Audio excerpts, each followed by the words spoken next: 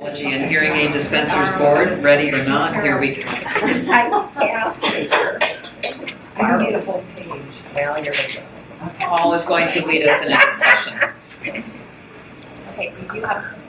There's our lights. Okay, a few, Okay, good. Oh. the last few meetings, actually, we've had lots of discussions on continuing education and continuing professional development. So I want to take this opportunity to provide the board with an overview. I feel like it's good as a foundation to just have an overview of what that means. If you guys want to sit over here, I'm perfectly fine with that. I can move over here. I want to give everybody a good overview on what. How's it if I stand over here and make people's life? So I realize that I have the most captive audience at the end of the day, and I know that we're all thinking of this meeting being over soon, so I'm going to try to be brief and cover some important points. Go ahead to the next slide here. First of all, what does the law have to say about continuing professional development and continuing education? We refer to these interchangeably, CPD, CE. For the purposes of this discussion, I will probably be referring to it as CE because that's just something I'm accustomed to doing. But when the law refers to CE for speech language pathology, audiology, and assistance, it talks about CPD. So first of all, the legislature recognizes the need for CPD. And basically what the legislature says is, we understand that licensees are required to meet minimum requirements. Therefore, it is important that they keep themselves educated by continually educating themselves through CPD. So first, the legislature recognizes the need. Secondly, it states that the board shall not renew a license without completion of the minimum number of CE hours established by the board. Now, something important to note that typically when statute says things like establish, set, those are signs that the board is to establish regulations or promulgate regulations. So the board then has this authority to go and promulgate regulations on the number of CE hours, which is what the board has historically done. Another point in the law is that the board has a right to audit licensees' records to verify completion.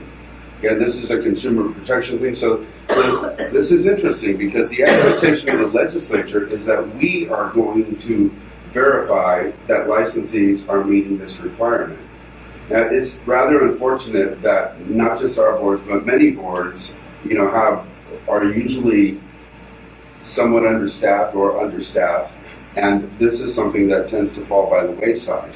So, as we've reported in our sunset document, in the last couple of years, we have done one CE audit.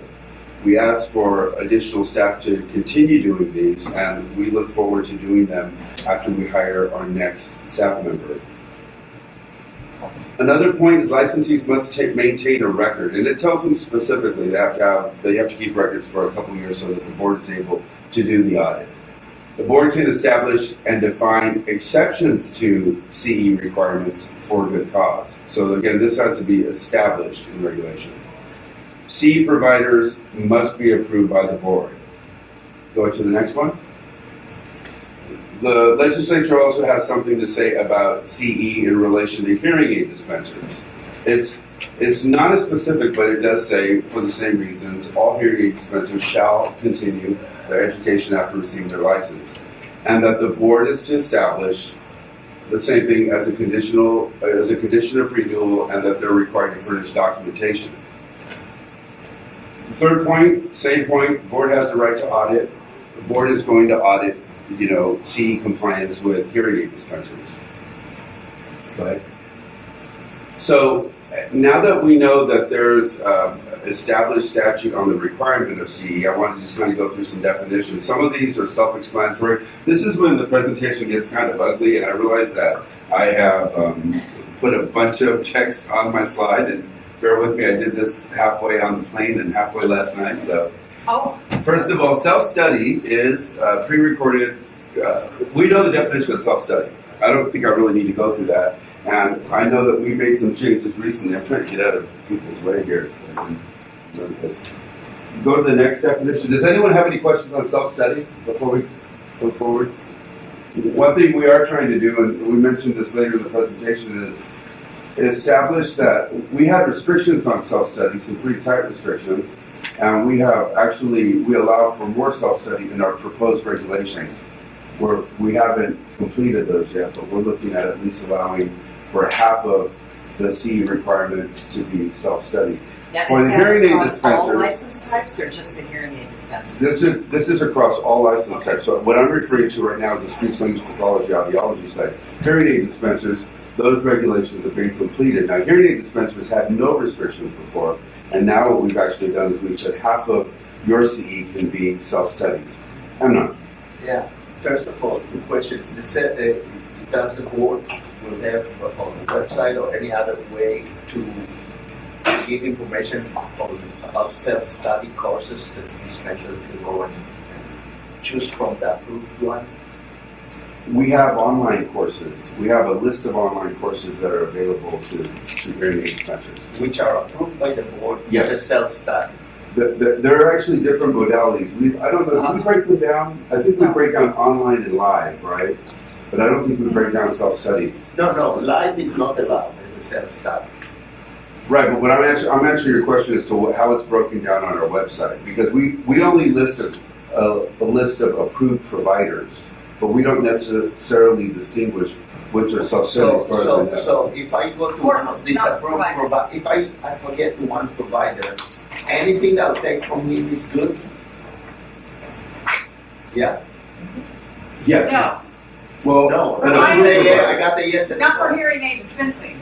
Huh? Those are approved courses. Yeah, I'm sorry, approved courses. So, You have the approved courses Yes, on we do. online? Yes. yes. Good. So, And this is the list that's online. It's a list of approved courses. oh, okay. Because our staff go and this is something that they do. They review the courses and they approve them for posting on the board. This is for hearing aid dispensers. This is for hearing aid dispensers. Okay. So we'll get to the definitions of what the requirements are. Now, CPD definitions. Now, CPD is specifically speech, language pathology, and audiology. It gets to be really confusing because we have all these terms. We have relevant, direct, related, and then we throw in client care and all these words, so it gets really confusing. We actually took a stab at it, put a one-page document on our website, which I think makes it a lot more clear than what it has been in the past, but it's still difficult to understand. So if you look at this as an umbrella, courses under this umbrella of relevant have to be in these content categories of direct, related, or indirect. So they have to be relevant to the scope of practice as defined in the business and profession codes for speech language pathology and audiology. Those are distinctions that are made to those two professions, and they are listed in the business and profession code, which that basically is your scope of practice. Direct care courses, again, this is defined. I don't want to go through and read everything, but I wanted you to see what direct means. That information is on our website. But this is actually more directly related to your scope of practice than the others. Go ahead, Brianne, to the next one. And then related is when it starts to, so direct is like a cousin of relevant, and then related kind of becomes a second cousin, and not so direct. And now we start talking about some of the other aspects of continuing education that might deal with social interaction, cultural, linguistic diversity, and that is defined in the Practice Act. So now we have direct, and then we have related.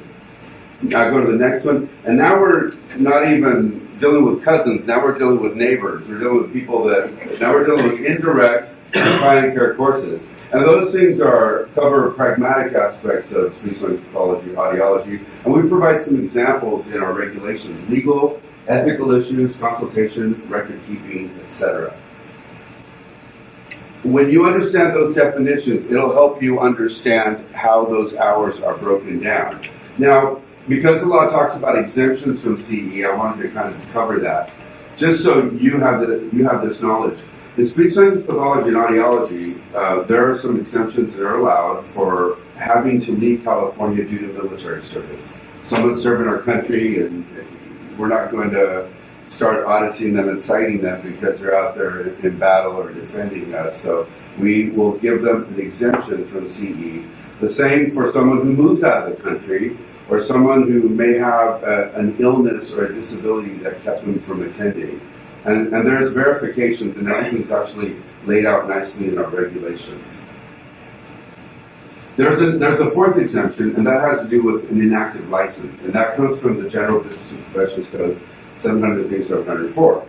And what that says is that if someone is inactive, they're keeping their license inactive, but they don't necessarily have to attend the CE unless the board has a specific requirement for that. And then the exemptions for hearing aid dispensers are laid out. It was actually a little more brief, but it's basically covering the same thing. CE requirements have to do with reasons for health, military service, or undue hardship. But this gives the board a little more broad authority to determine So am I correct, what that is. am I correct in thinking that hearing aid dispensers have a waiver for undue hardship, but speech pathologists and audiologists don't? That's correct. Because remember these We are the fighter, we are. these regulations were done at different times. I know, So, I assume that was the reason. and I'm not sure if that came out of our new regulations, the undue hardship part. But that's something I That's forgot all. to check on that. Yeah. Is that still in the new ones? The undue hardship? I don't know.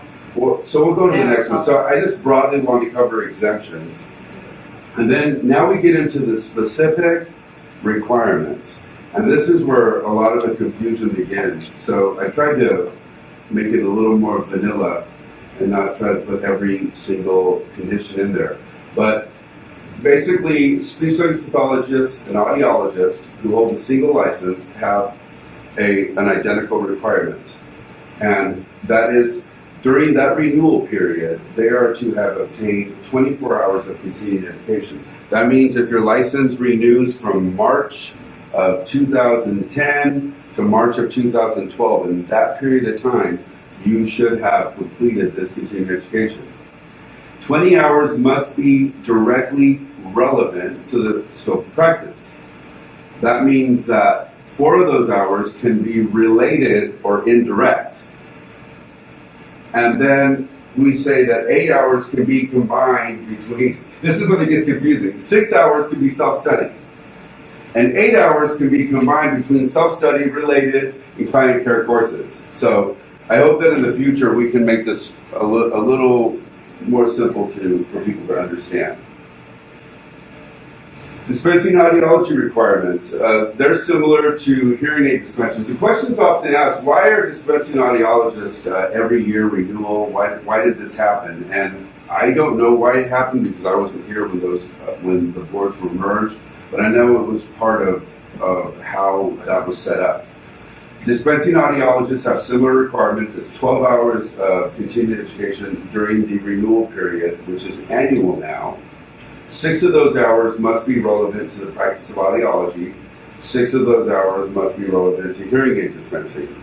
Now, the actual law is kind of interesting because it says exactly 6 hours must be. And then it says, and the remainder must be. So when we write laws like that, exactly 6 hours, does that mean that if I have 6.5 hours or 8 hours or 9 hours that there's a problem? But to put it simply, it's 6 and 6, 50 and 50%. And then there's a restriction that only 1.5 hours may be taken in self-study courses, and this is going to be changed to 6 hours. The must doesn't have to do with the hours, it has to do with the practice of audiology. What are you referring to? You were saying that does have to be, it must be 6 hours. I'm saying it must be, it doesn't relate to the hours, it relates to the topic. Okay. So exactly 6 hours must be, but then because it says exactly and the remainder, it sounds like it's referring to the number. Because the way it's introduced is exactly and then the remainder. But I get that. The last bullet, go back, is 1.5 hours can be related and indirect. So again, we put there's also those different windows, an hour and a half here, but no more than 4, but less than 3, it's kind of that way. So it's a little bit, it could be a little more clear, and I think that's what we want to do in the future. And the reason I'm telling you this is not just because I'm being critical of our regulations, but because these are the questions that I get every year. Every year, when you have your national conferences, I get called by people, whether it's HHP, whether it's AAA, whether it's ASHA, I get these phone calls, and we have to explain these things again. There it is, exactly 50% of the CPD hours have to be courses related. Hearing aid dispensers, this is one of the confusing aspects of this, and I think we've tried to make it more clear to our licensees. Hearing aid dispenser courses that they take cannot focus on the equipment, devices, or other products of a particular manufacturer or company. And then the remaining courses shall be relevant to the practice of audiology. So the question is, we have people scrambling looking for courses that have been approved, and then they think that every hearing aid dispenser course that they take has to have that stamp of approval. Well, that's not actually the way the law is written.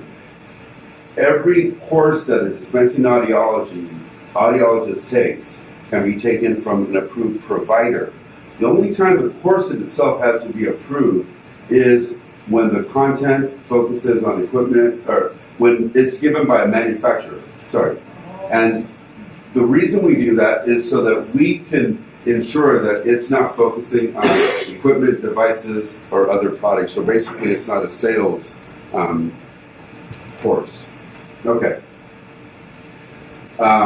Now, if you have 2 licenses, dual license, you're a speech language pathologist and audiologist. It says that in each of these, you have to earn 16 hours for each license during the renewal period. So a total of 32 hours. For each individual license, 13 and a half hours must be directly relevant to the respective scope of practice, and only 2.5 in each respective field can be self-study, and only 2.5 may be taken from related or indirect care courses. Any questions so far? How many licensees fall in that category? I don't know the answer to that question. I can. That's a good question. I'm sure it would take a lot of work for our IT people to run some type of report. Probably not. I mean, I think it's probably something that we have an inside friend in the IT department. I'm going to get him in big trouble. But he's actually been really helpful, and he's helped us compile this data. Yes, Emma. I understand you're doing one audit a year, so it's not a big problem. But if there would be a licensee that you go and audit and he has done the hours, but it's not 1 hour is missing from this subject or this, is there, what kind of violation it is, or this can be correct? Go and complete this. I will talk about audits at the end, and then we can address that.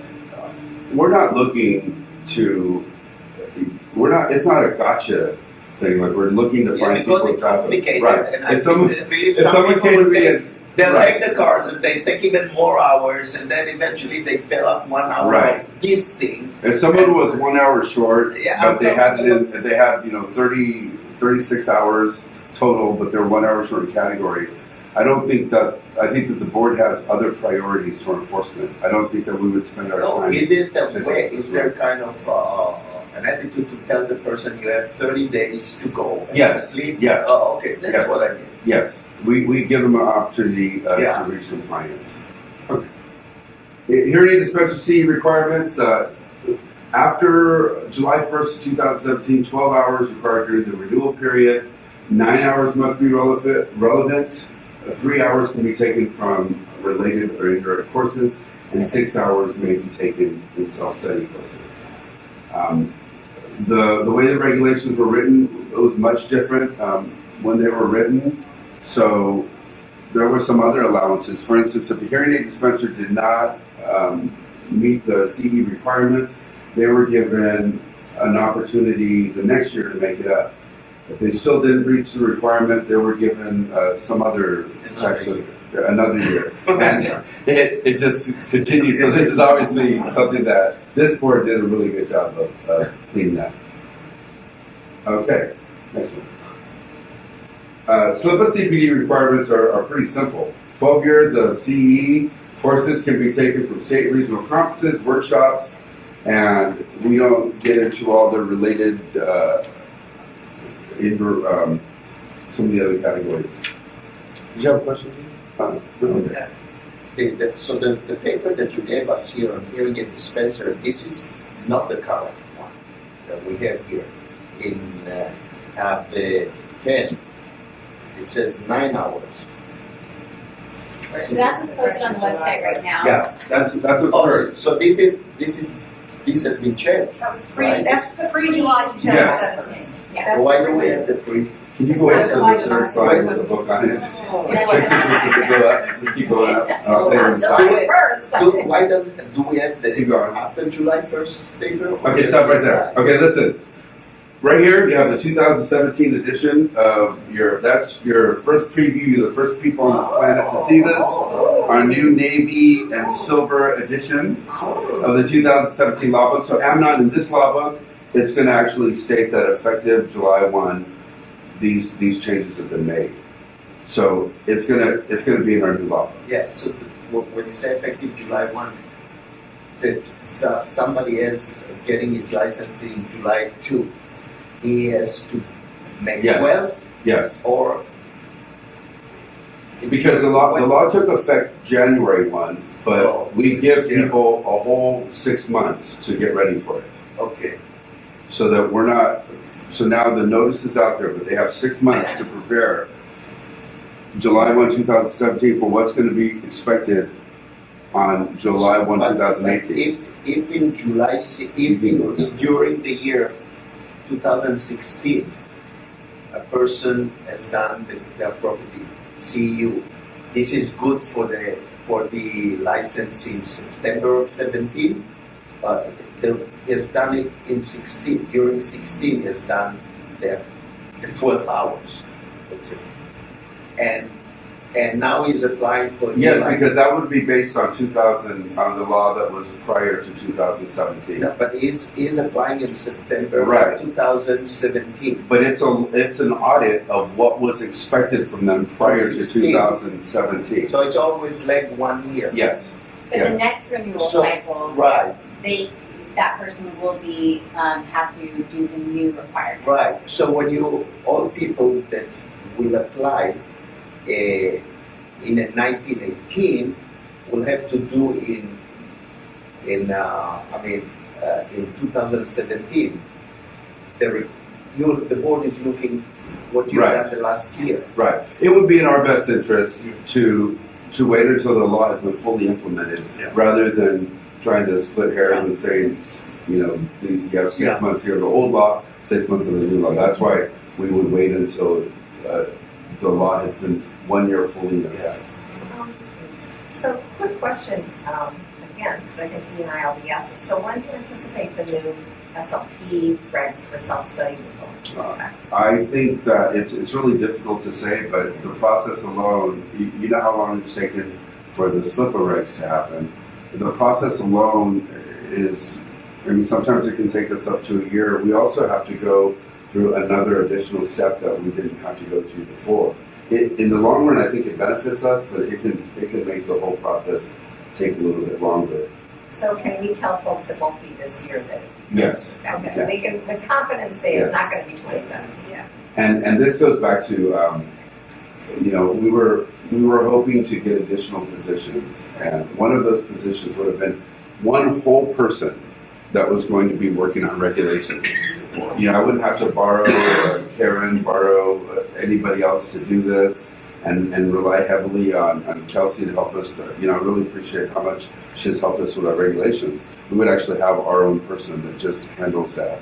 So that's what we're. So we can say it's not going to happen Sure. this year, folks. Sure. That's fine. But we'll keep trying to get additional staff. Yeah. This is just a note, something we've already talked about, that we're proposing to increase the number of self-study hours to 50%. Okay. This is the last slide that I have, and I think that it's important. Just like your disciplinary guidelines, it does us no good to do all this work to go through the process of discipline and then not pay attention when it comes to probation. So this is the same thing. We have all this work for all these requirements that we require of licensees. Well, it does us no good if we're not ensuring that they're complying. So CE audits are an important thing, and something that we are going to work hard to make sure that it happens. And the way CE audits work is it's basically your quality assurance principles that if you get a certain number of records and you look at them, you get a pretty good indication of what an entire group is. So if you get a 10% of 20,000 people, you have a pretty good indicator there of whether people are complying. 10% is a massive amount of work. That's 2,500 people. We won't be doing 10%, I can assure you that. Recently, some interesting, just to kind of show you how things can go wrong, recently in the Sacramento Bee, and it was probably carried by the newspapers, as a result of a sunset hearing, a board decided to really become diligent in doing these audits. Well, they're random audits. That's the first bullet there. They're random. And in doing so, there was a misunderstanding in what they were sending out. So they sent out a notification to all their licensees to submit their records that year. Well, you can imagine if you're a board that has 40,000 licensees or 50,000 licensees, they were calling, the phones were broken, their website overwhelmed, their email system overwhelmed, and they had boxes of mail. And people had questions. People have follow-up questions when you send these out. So a licensee who falsifies or makes a material misrepresentation of fact when applying for license renewal, or who cannot verify the completion of CE by producing a record of course of completion upon request of the board, is subject to disciplinary action. That doesn't mean that everybody that is not compliant is going to be disciplinary action. For lack of a better term, we have bigger fish to fry than chasing people that are trying to do the right thing that make a mistake because the requirements can be confusing. I was just wondering if, every year we have to sign a little affidavit on the licensing renewal form. Is that more egregious if you sign that and you really haven't, and your audit shows that you didn't really do that? Well, yeah. You know what's interesting is that's one of the few places in the law where we have authority to require that you certify under the penalty of perjury that you have met the requirement. So if that's the case, you find there's a mismatch there, do you go after them with some more? No, because we investigate, just like everything else. If there is non-compliance, we investigate whether there's a violation. I sat through about 7 or 8 of these informal conferences, we call them informal conferences for citation. And what happens is, we let someone know, we found that you're non-compliant. Let me just kind of go through these, and I'll kind of cover that. Audits are random. We don't decide on who's going to be audited. It's random. Sometimes it's as simple as every 20th person on the list gets picked. We're going to try to make sure that every group is proportionally represented in a random audit. Once they're identified, licensees are contacted and asked to produce the CE documentation. And this is just kind of my version in a nutshell. Brianna, if you have anything that I'm missing, let me know. If they're not in compliance, additional contact me. That means we don't just start, slapping the handcuffs on them, or we let them know. We notice that you're not compliant. We may be missing some information, or maybe it's some type of course document, some type of certificate. And we give them that opportunity. If after gathering all the evidence and they've had a chance to clarify, we still find that this person just did not complete the hours, they just totally blew it off or whatever, then at that point we'll send out a notice of probable violation, or we may cite them depending on which side of the room it's on, whether we're dealing with, depending on the license type. Now at that point, What was your question specifically? Because I think I was going to answer it here. I mean, I guess you would probably discover through this process that they don't meet certain requirements. So then you go and look at their affidavit that they signed. Yes. That's where you discover. Okay, there you Do go. you assume it's a lie, or do you assume they just mistakenly? Well, I think that depends on the outcome. In most cases, this board, we recently, our most recent audit was mostly speech non-use pathologists, and there were some audiologists in there, and again, it was proportional. And I think the numbers there of compliance were pretty high. I mean, we were looking at like 85 to 90%. I don't have the exact amount. And those people that we had conferences with, half of them, an example was my birthday was in March, but I thought that the period of time was January to December, not March to February. So the last 6 hours or 2 hours or 3 hours were done within that window of time. Well, something like that, I think that sounds like it was. It seems like it was an honest mistake.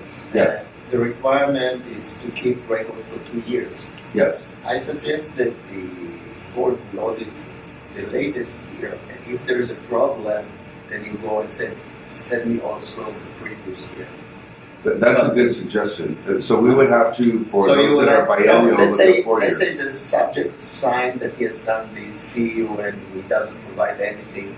Now you tell him, give me the previous year. If you find the same problem, now you have to bring my case. Right. That's something for us to consider. Yeah. But if the violations happened in that one period, we may decide to cite them for that period. These are typically going to be citable offenses. This isn't going to be formal discipline. Typically citable. Sometimes it can be part of formal discipline if there are other violations. Okay, that's the end of my presentation. Hopefully you're all demystified and enlightened. Yes. So can you talk a little bit, you don't have to sign this last.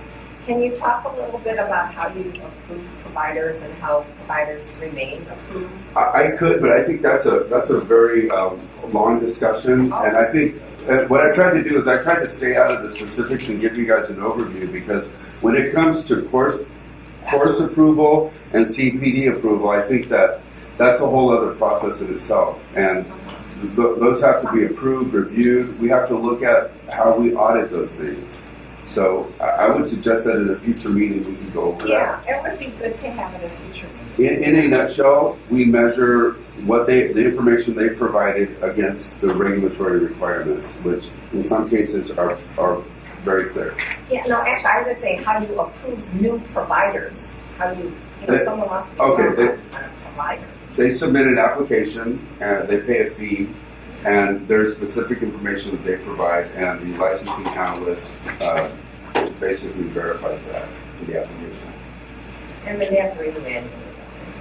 Yes.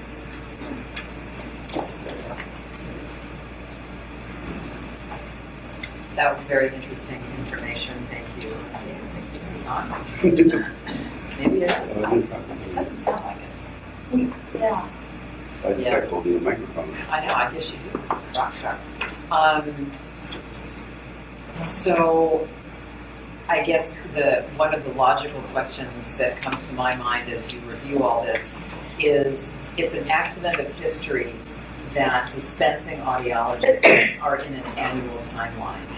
And at what point can we take that accident of history and change it? Because it's I don't know that it's an accident of history. There may have been intent in doing it that way. No, I know. They And I just think it want to has make to it do with- clear that when they merged the two boards, the bureau and the board, right. that this hearing and dispenser with 1 year.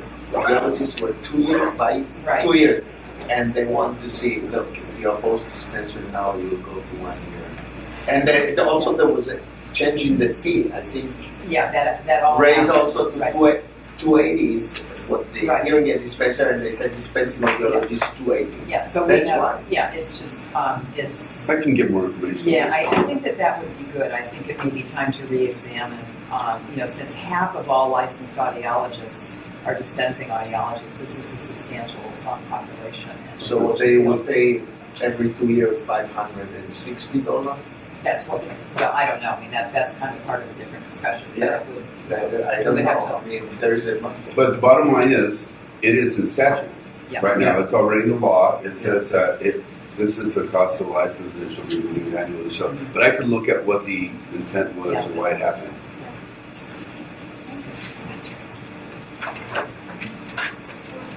I have, I can quickly cover item number 16. Okay. And item number 16, I've actually given you information. These are not, this is not legislation that directly affects the board, but indirectly affects the board. And AB 12 has been before the board several times, not before the board, I'm sorry, it's been presented other times in different ways, and it's just basically saying that we would go through all our regulations, identify those that are duplicative, overlapping, inconsistent, and revise them, and report to the legislature and governor to specify. That's something that we should be doing anyways. It's something that we try to do. AB 77 is removing the quarterly dates that make regulations effective and going back to the way it was where they would become effective 90 days after the date of filing. So that would be going back to the way regulations were done before when it comes to making them effective. Instead of having that calendar that we shared before that tells you if it's done on this date, they're just quarterly introduced. And then SB 27 is basically a bill that would make every board in DCA waive the fee for licensure to those people that are honorably discharged from the military. Forever? Pardon? Forever? No, one time. It's a one-time fee waiver. But it doesn't matter, like, I mean, Dennis was discharged 50 years ago, he can still get it now. I think it's the initial. Yeah, it's an initial license. Sorry. I think the microphone is already working. I changed the batteries. And that's all I have. Thank you, Paul. That brings us to, oh, I'm sorry, is there any public comment on what Paul just reported, other than my smart comment? Oh, man, Dad. That's later. Yeah, I know. They just have a mind of their own. Is there any public comments? Other than Allison is a klutz, and I hate these binders. Okay, let's move on to future agenda items and future board meeting dates. Let's do the dates because that's easier. We're in the Bay Area on May 11th and 12th. Is that confirmed? No. I think there's also another possibility to present to the board is we would really like to start doing outreach and have our meetings presented at actual campuses. Oh, great. If that's something that we can do in May, then Yes. we will have done this, and Patty has something to say. Okay. Well, two things to say. So I reserved rooms for us, May 11th and 12th in San Francisco State University. Okay. In our library. However, they made a mistake on the date, so I have to redo that. Okay. But I think that should not be an issue. If you want to have it at San Francisco State. Okay. And just as an FYI, when it comes to actually securing a facility, San Francisco and Los Angeles can be really difficult. Trying to get the right prices, trying to secure a place. Right. Is the board open to conducting this in Los Angeles at another campus if that becomes available? If San Francisco is not an option, we will try San Francisco, but that's not an option. I don't want to come down here again. Whoa. Ever? Any more than I have to. Imputing the city of my birth? The other thing about I like the alternating aspect of it. Yeah. The other thing about San Francisco State is it's right next to Daly City, which is a lot cheaper. Not as nice, but a lot cheaper than San Francisco. Well, like I said, we will try to secure San Francisco. We'll make every effort possible. If San Francisco is not an option, do we just go back to Sacramento, or do we try to actually go to another campus. And then maybe have two consecutive meetings in Sacramento. I can approach people in San Jose. Tony, do you have a question? Yeah. Well, would you consider, when you're coming down this way again, UCI Medical Center, that's in Orange County, instead of Los Angeles? I think we're trying to reach the students that are coming out of CSD. right. Well, there's students close by. Okay, well, We want to make it easy, so that we're hoping that we can get some students to walk over. they have a conference room just for audiology, so, and we use that for support group meetings, so wonderful room, that's really set up nicely, it's big campus. It's a good thought. Yeah, I mean, it's really close to my home, so sure. Brianne, is there any issue with the May 11th and 12th date, or are we good with that date? Oh, good. Okay. There was an issue with November, right? Yes. Is that too far ahead to talk about November? What we need to do for August 10th and 11th, could we maybe define a location? That would be Sacramento, Sacramento? right? Well, Amnon says it's hot in Sacramento. That's not a good time to be there. I'm just gonna say right now. We can go to Lake Tahoe. Good plan. Well, if I have to tolerate hot Sacramento, then all of you have. So does everybody else. Okay. November, there was issues with our initial date because It was on Veterans Day, a holiday. okay. Yeah, that's not good. So do we have proposals for times in November? No, we need to look at their calendars. And then also determine a location. But we don't have very many options in November because we have Thanksgiving weekend, right? True enough. So November 9th and 10th isn't good because of Veterans Day, is that what you said? Yeah, what about November 3, 4? Yeah, that would have to be. 2, 3, pardon me. I have an exam that Saturday. Oh, so you can't? I can't. Well, I don't like to overload the board staff and do things on the same week as we have exams because it's all hands on deck. I would need to. There's a calendar in your materials. The ASHA convention is 15th through 17th in Los Angeles. Oh, when is it? 15th through the 17th. Okay, so we can't 15 do to it. 17, so then Okay. we couldn't do 16, 17. 9, 10 is Veterans Day, 23, 24 is Thanksgiving. Well, how about the weekend? The week of 30 November to 1 December.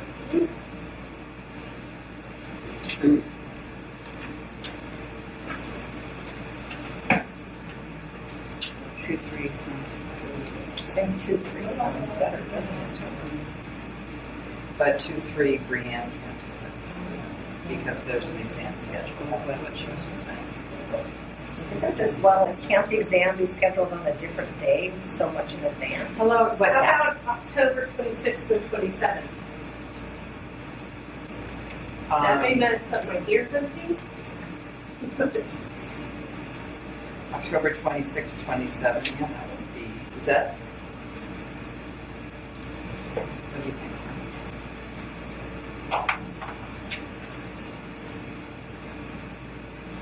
What is that, June? Oh, we're doing May, there is no June. Yeah. What happened in November 16th and 17th? Ash.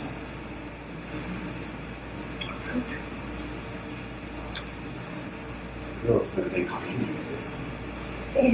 So, Have a Thanksgiving meal around the table. I have. I would think October 26, 27 might be viable. That's a good suggestion. Okay, good. Is everybody good on that one? Yeah. Location? We should be in Southern California At a school campus. at a school campus that has a program. Yes. That's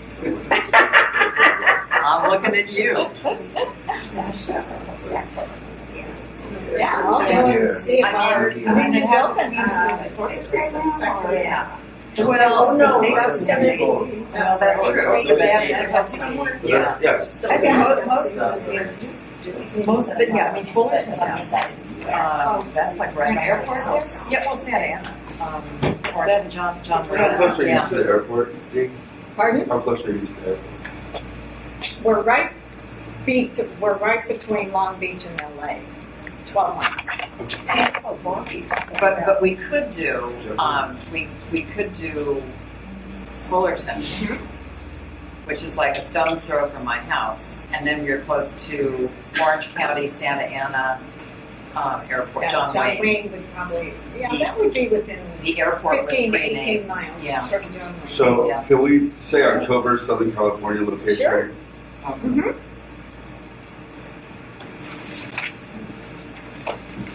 Okay, And August is Sacramento, yes. and I've got the hearing room book. I also have it for all of 2017, just in case. Okay, so our next meetings are May 11, 12 to see their San Francisco or LA. Before we adjourn, anything else that anybody would like to bring up? Future agenda items? Oh, we just have to like rain on a parade. Or you could send them, or you could send them. Okay, yeah, future agenda items, yes, we'll send them. That's a great Yeah, idea. you're not limited to remembering off the top of your head right now, you can send those to me. The top of my head has blown off, yeah, it's done. Hearing expense regulations, obviously, has Yeah. to come back. Yes, definitely. Okay, hearing no other disagreement, I personally move to adjourn.